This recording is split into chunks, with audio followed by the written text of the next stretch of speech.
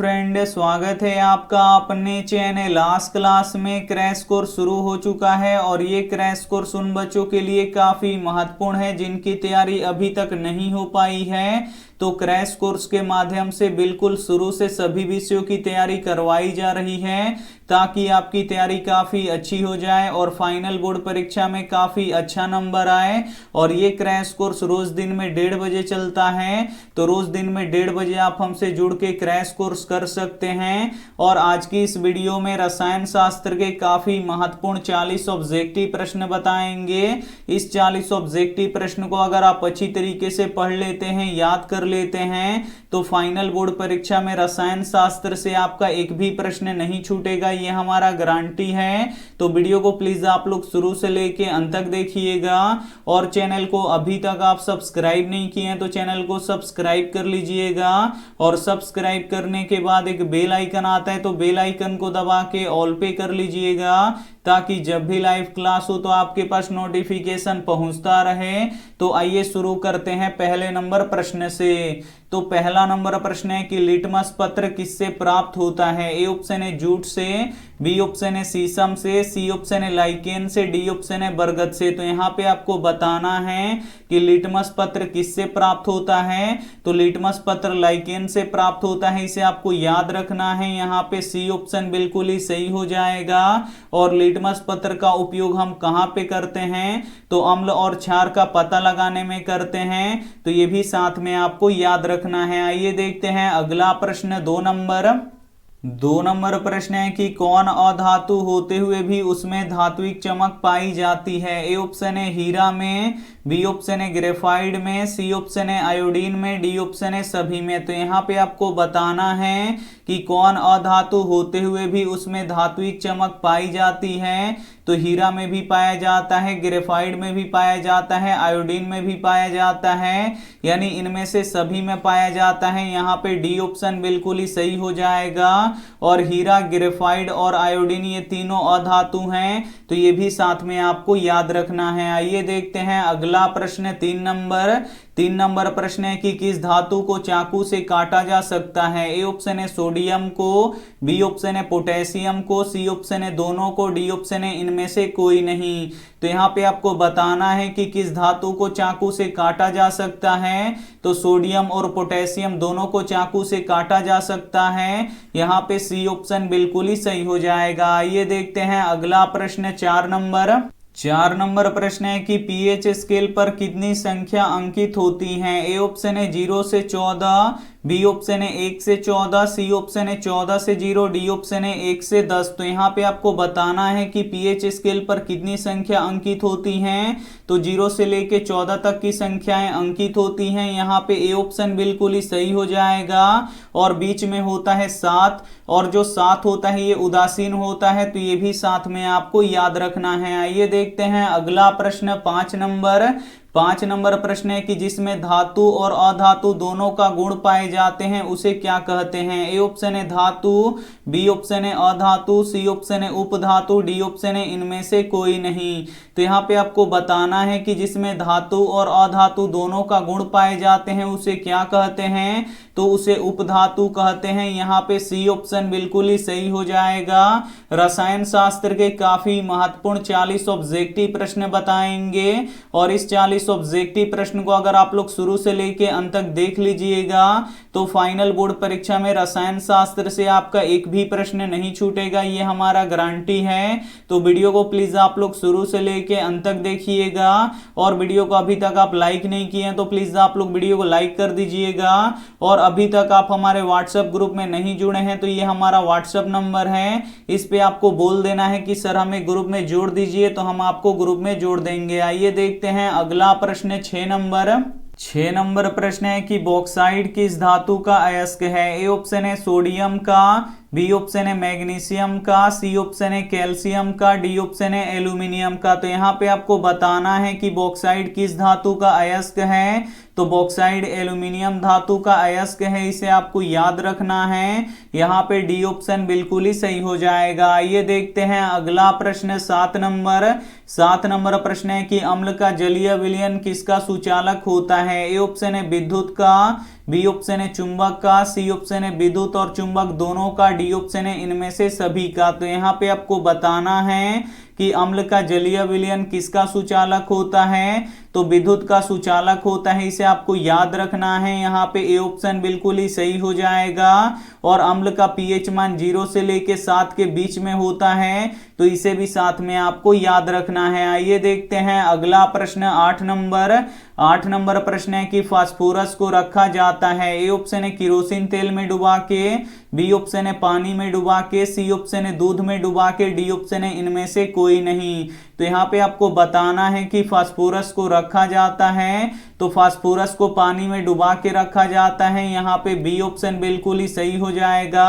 और फास्फोरस का रासायनिक सूत्र क्या होता है, तो P4 होता है, तो इसे भी साथ में आपको याद रखना है। और सोडियम को किरोसिन तेल में डुबा के रखा जाता है, तो ये भी साथ में आपको याद रखना है। आइए देखते हैं अगला प्रश्न 9 नंबर प्रश्न है कि विद्युत अपघटन में शुद्ध धातु किस पे प्राप्त होता है। ए ऑप्शन है एनोड पर, बी ऑप्शन है कैथोड पर, सी ऑप्शन है दोनों पर, डी ऑप्शन है इनमें से कोई नहीं। तो यहाँ पे आपको बताना है कि विद्युत अपघटन में शुद्ध धातु किस पे प्राप्त होते हैं, तो शुद्ध धातु कैथोड पर प्राप्त होते हैं, इसे आपको याद रखना है। यहाँ पे बी ऑप्शन बिल्कुल ही सही हो जाएगा। और अशुद्ध धातु एनोड पर प्राप्त होते हैं, तो ये भी साथ में आपको याद रखना है। आइए देखते हैं अगला प्रश्न 10 नंबर प्रश्न है कि जल में हाइड्रोजन एवं ऑक्सीजन की अणु संख्याओं का अनुपात होगा। काफी महत्वपूर्ण प्रश्न है यह आपके बोर्ड परीक्षा के लिए। यहाँ पे आपको बताना है कि जल में हाइड्रोजन एवं ऑक्सीजन की अणु संख्याओं का अनुपात क्या होगा। तो जल का रासायनिक सूत्र क्या होता है, H2O होता है। तो इसमें हाइड्रोजन कितना है, 2 है, और ऑक्सीजन कितना है, 1 है।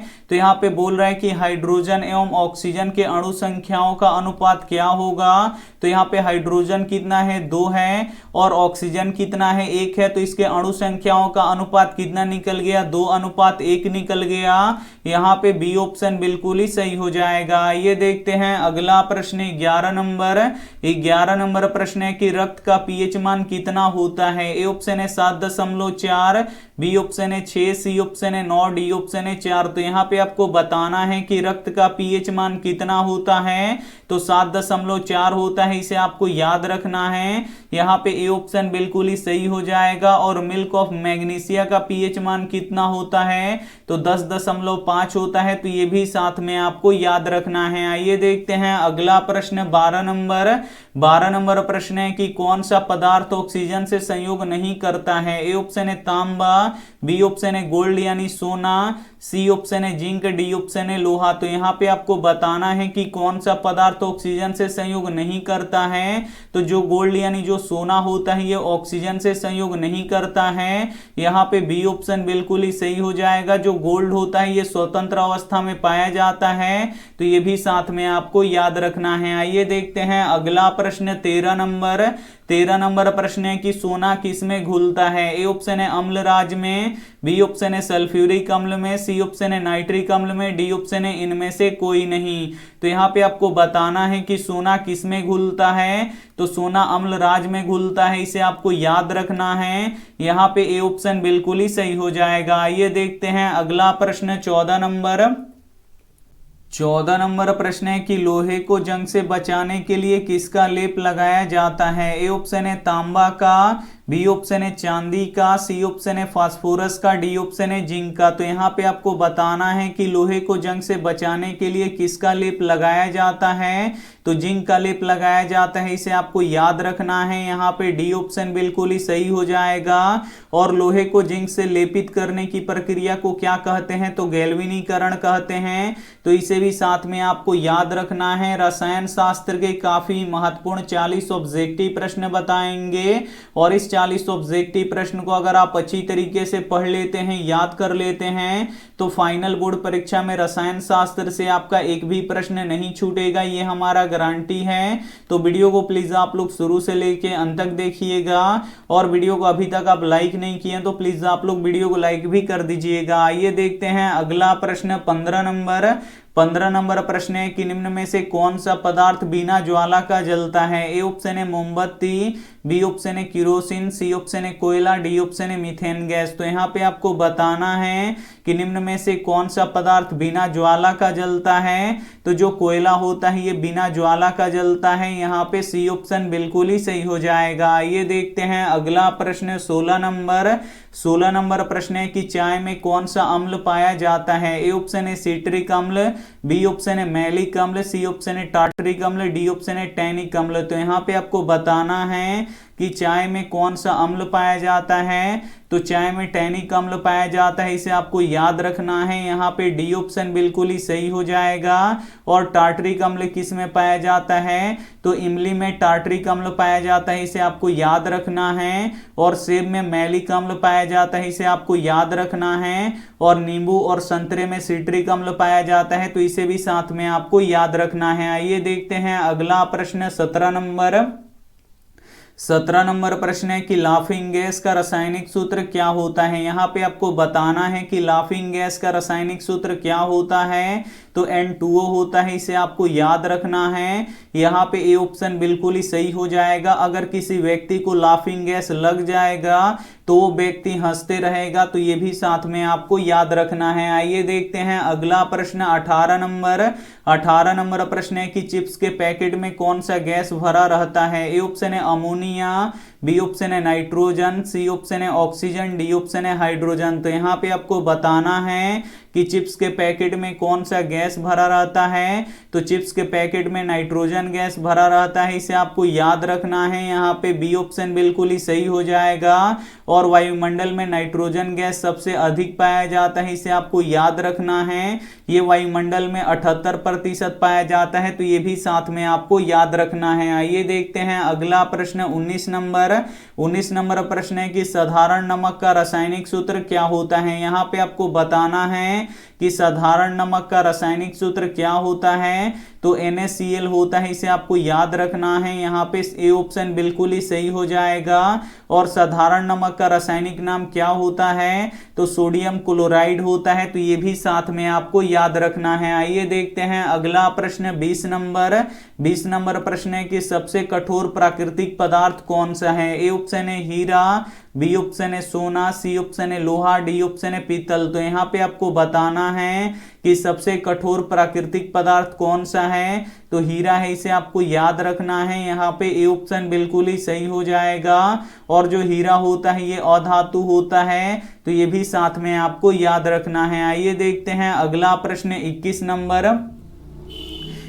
नंबर प्रश्न है कि CaOCl2 का प्रचलित नाम क्या है। ए ऑप्शन है सोडा, बी ऑप्शन है विरंजक चूर्ण, सी ऑप्शन है नमक, डी ऑप्शन है बेकिंग सोडा। तो यहाँ पे आपको बताना है कि CaOCl2 का प्रचलित नाम क्या है। तो विरंजक चूर्ण है, इसे आपको याद रखना है। यहाँ पे बी ऑप्शन बिल्कुल ही सही हो जाएगा। और नमक का रासायनिक नाम क्या होता है, तो सोडियम क्लोराइड होता है, इसे आपको याद रखना है। और बेकिंग सोडा का रासायनिक नाम क्या होता है, तो सोडियम बाइकार्बोनेट होता है, तो इसे भी साथ में आपको याद रखना है। आइए देखते हैं अगला प्रश्न 22 नंबर प्रश्न है कि अम्ल और क्षार आपस में अभिक्रिया करके क्या बनाते हैं। ए ऑप्शन है सोना, बी ऑप्शन है चांदी, सी ऑप्शन है लवण और जल, डी ऑप्शन है दूध। तो यहाँ पे आपको बताना है कि अम्ल और क्षार आपस में अभिक्रिया करके क्या बनाते हैं। तो लवण और जल बनाते हैं, इसे आपको याद रखना है। यहाँ पे सी ऑप्शन बिल्कुल ही सही हो जाएगा। और अम्ल और क्षार आपस में अभिक्रिया करते हैं, तो इस अभिक्रिया को क्या कहते हैं, तो उदासीनीकरण अभिक्रिया कहते हैं, तो ये भी साथ में आपको याद रखना है। आइए देखते हैं अगला प्रश्न 23 नंबर प्रश्न है कि दांत का क्षय कब शुरू होने लगता है। ए ऑप्शन है जब मुंह का पीएच 6 से अधिक हो, बी ऑप्शन है जब मुंह का पीएच 5.5 से कम हो, सी ऑप्शन है जब मुंह का पीएच 6.5 से अधिक हो, डी ऑप्शन है जब मुंह का पीएच 7 से अधिक हो। तो यहाँ पे आपको बताना है कि दांत का क्षय कब शुरू होने लगता है। तो जब मुंह का पीएच 5.5 से कम हो तो दांत का क्षय शुरू होने लगता है। यहाँ पे बी ऑप्शन बिल्कुल ही सही हो जाएगा। आइए देखते हैं अगला प्रश्न 24 24 नंबर प्रश्न है कि प्राकृतिक रबड़ किसका बहुलक है? ए ऑप्शन है आइसोप्रीन का, बी ऑप्शन है एसिटिलीन का, सी ऑप्शन है कार्बन का, डी ऑप्शन है इनमें से कोई नहीं। तो यहाँ पे आपको बताना है कि प्राकृतिक रबड़ किसका बहुलक है, तो ये आइसोप्रीन का बहुलक है, इसे आपको याद रखना है। यहाँ पे ए ऑप्शन बिल्कुल ही सही हो जाएगा। और रबर की खेती किस राज्य में सबसे अधिक होती है? तो केरल में सबसे अधिक होती है, तो ये भी साथ में आपको याद रखना है। आइए देखते हैं अगला प्रश्न 25 नंबर प्रश्न है कि कौन लाल लिटमस पत्र को नीला कर देता है? ए ऑप्शन है क्षार, बी ऑप्शन है अम्ल, सी ऑप्शन है मिठाई, डी ऑप्शन है ये सभी। तो यहाँ पे आपको बताना है कि कौन लाल लिटमस पत्र को नीला कर देता है। तो जो क्षार होता है ये लाल लिटमस पत्र को नीला कर देता है, यहाँ पे ए ऑप्शन बिल्कुल ही सही हो जाएगा। और जो अम्ल होता है ये नीले लिटमस पत्र को लाल कर देता है, तो इसे भी साथ में आपको याद रखना है। आइए देखते हैं अगला प्रश्न 26 नंबर प्रश्न है कि पीएच स्केल पर अगर किसी विलयन का पीएच मान 0 से 7 के बीच होगा तो वह होगा। ए ऑप्शन है अम्लीय, बी ऑप्शन है क्षारीय, सी ऑप्शन है लवण, डी ऑप्शन है इनमें से कोई नहीं। तो यहाँ पे आपको बताना है कि पीएच स्केल पर अगर किसी विलयन का पीएच मान 0 से लेके 7 के बीच में होगा तो वो कैसा होगा? तो अम्लीय होगा, इसे आपको याद रखना है। यहाँ पे ए ऑप्शन बिल्कुल ही सही हो जाएगा। अगर 7 से लेके 14 के बीच में होगा तो वो क्षारीय होगा, तो ये भी साथ में आपको याद रखना है। अगर किसी विलयन का पीएच मान 7 होगा तो ये उदासीन होगा, तो ये भी साथ में आपको याद रखना है। आइए देखते हैं अगला प्रश्न 27 नंबर प्रश्न है कि आधुनिक आवर्त सारणी में क्षैतिज कतारों को क्या कहते हैं? ए ऑप्शन है आवर्त, बी ऑप्शन है वर्ग, सी ऑप्शन है समूह, डी ऑप्शन है इनमें से कोई नहीं। तो यहाँ पे आपको बताना है कि आधुनिक आवर्त सारणी में क्षैतिज कतारों को क्या कहते हैं? तो क्षैतिज कतारों को आवर्त कहते हैं, इसे आपको याद रखना है। यहाँ पे ए ऑप्शन बिल्कुल ही सही हो जाएगा।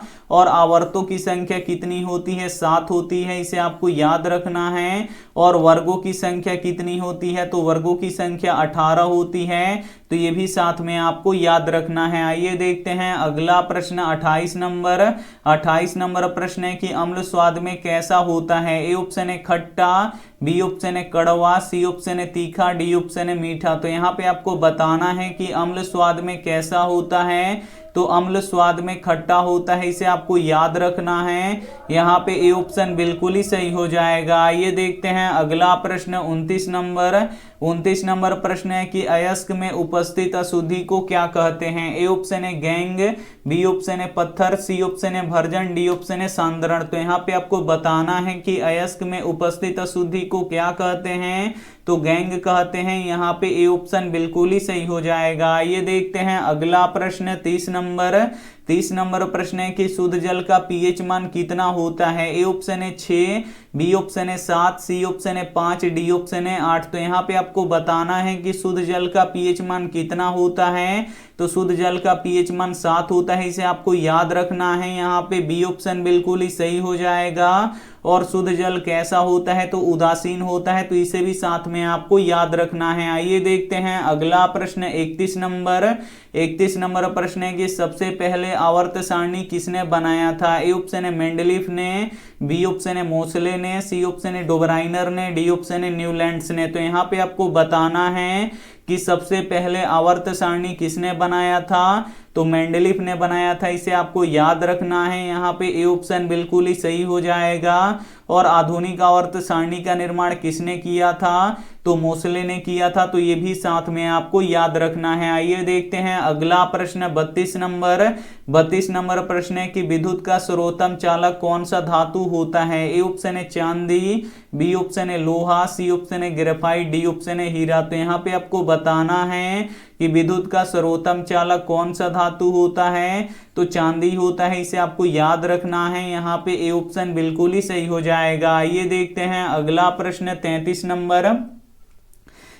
नंबर प्रश्न है कि निम्न में से कौन सा धातु सबसे अधिक तन्य होता है? ए ऑप्शन है सोना, बी ऑप्शन है चांदी, सी ऑप्शन है लोहा, डी ऑप्शन है एल्यूमिनियम। तो यहाँ पे आपको बताना है कि निम्न में से कौन सा धातु सबसे अधिक तन्य होता है। तो जो सोना होता है ये सबसे अधिक तन्य होता है, इसे आपको याद रखना है। यहाँ पे ए ऑप्शन बिल्कुल ही सही हो जाएगा। और जो ये सोना होता है ये सबसे अधिक आघात वर्धनीय भी होता है, तो ये भी साथ में आपको याद रखना है। आइए देखते हैं अगला प्रश्न 34 नंबर।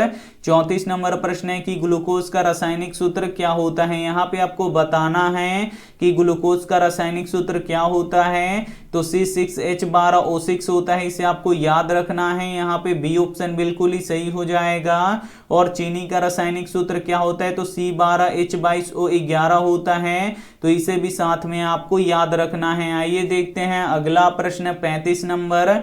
35 नंबर प्रश्न है कि वर्ग 2 के तत्वों को क्या कहते हैं। ए ऑप्शन है सामान्य तत्व, बी ऑप्शन है संक्रमण तत्व, सी ऑप्शन है क्षार धातु, डी ऑप्शन है क्षारीय मृदा धातु। तो यहाँ पे आपको बताना है कि वर्ग 2 के तत्वों को क्या कहते हैं। तो क्षारीय मृदा धातु कहते हैं, इसे आपको याद रखना है। यहाँ पे डी ऑप्शन बिल्कुल ही सही हो जाएगा। और वर्ग 1 के तत्वों को क्या कहते हैं, तो क्षार धातु कहते हैं, तो इसे भी साथ में आपको याद रखना है। आइए देखते हैं अगला प्रश्न 36 नंबर। 36 नंबर प्रश्न है कि अपचयन वह प्रक्रिया है जिसमें ए ऑप्शन है ऑक्सीजन का योग होता है, बी ऑप्शन है ऑक्सीजन का ह्रास होता है, सी ऑप्शन है इलेक्ट्रॉन का योग होता है, डी ऑप्शन है इलेक्ट्रॉन का वियोग होता है। तो यहाँ पे आपको बताना है कि उपचयन वह प्रक्रिया है जिसमें तो ऑक्सीजन का ह्रास होता है, यानी ऑक्सीजन बाहर निकलता है। यहाँ पे बी ऑप्शन बिल्कुल ही सही हो जाएगा। और जो उपचयन की जो प्रक्रिया होती है, तो उपचयन की प्रक्रिया में ऑक्सीजन का योग होता है, यानी ऑक्सीजन इसमें जुड़ता है। और जो अपचयन की प्रक्रिया होता है इसमें ऑक्सीजन का ह्रास होता है, तो ये भी साथ में आपको याद रखना है। आइए देखते हैं अगला प्रश्न 37 नंबर।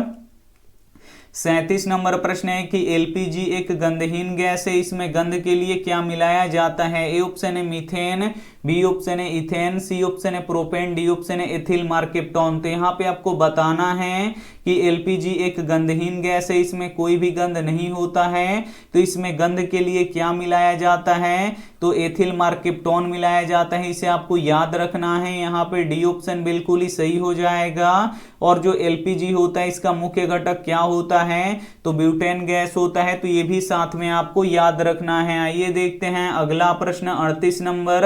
38 नंबर प्रश्न है कि आधुनिक आवर्त सारणी को कितने ब्लॉकों में बांटा गया है। ए ऑप्शन है 5 ब्लॉकों में, बी ऑप्शन है 4 ब्लॉकों में, सी ऑप्शन है 6 ब्लॉकों में, डी ऑप्शन है 3 ब्लॉकों में। तो यहाँ पे आपको बताना है कि आधुनिक आवर्त सारणी को कितने ब्लॉकों में बांटा गया है, तो 4 ब्लॉकों में बांटा गया है। यहाँ पे बी ऑप्शन बिल्कुल ही सही हो जाएगा। पहला होता है एस ब्लॉक, दूसरा होता है पी ब्लॉक, तीसरा होता है डी ब्लॉक और चौथा होता है एफ ब्लॉक।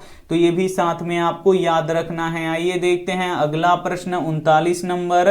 39 नंबर प्रश्न है कि अम्ल का पीएच मान कितना होता है। ए ऑप्शन है 7 से अधिक, बी ऑप्शन है 7 से कम, सी ऑप्शन है 7 के बराबर, डी ऑप्शन है 14। तो यहाँ पे आपको बताना है कि अम्ल का पीएच मान होता है, तो अम्ल का पीएच मान 7 से कम होता है, इसे आपको याद रखना है। यहाँ पे बी ऑप्शन बिल्कुल ही सही हो जाएगा। और क्षार का पीएच मान 7 से अधिक होता है, तो इसे भी साथ में आपको याद रखना है। आइए देखते हैं अगला प्रश्न 40 नंबर। 40 नंबर प्रश्न है कि जिसके बाह्यतम कक्षा में 5, 6 या 7 इलेक्ट्रॉन हो उसे क्या कहते हैं। ए ऑप्शन है धातु, बी ऑप्शन है अधातु, सी ऑप्शन है उपधातु, डी ऑप्शन है इनमें से कोई नहीं। तो यहाँ पे आपको बताना है कि जिनके बाह्यतम कक्षा में 5, 6 या 7 इलेक्ट्रॉन हो उसे क्या कहते हैं, तो उसे अधातु कहते हैं। यहाँ पे बी ऑप्शन बिल्कुल ही सही हो जाएगा। यहाँ पे हम रसायन शास्त्र के काफी महत्वपूर्ण 40 ऑब्जेक्टिव प्रश्न बता चुके हैं, तो इसमें से जो भी प्रश्न आपको याद ना हो तो प्लीज आप लोग उसे नोटबुक पे लिख के जरूर याद कर लीजिएगा।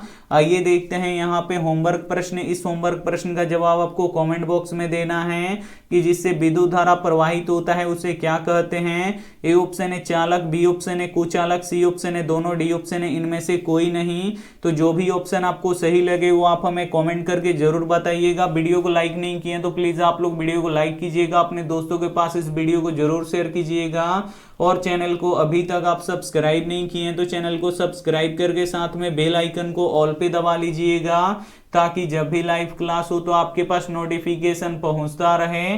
Thank you for watching. मिलते हैं अगली वीडियो में, तब तक अपना ध्यान रखिए, मन लगा के पढ़ाई कीजिए। Take care and bye.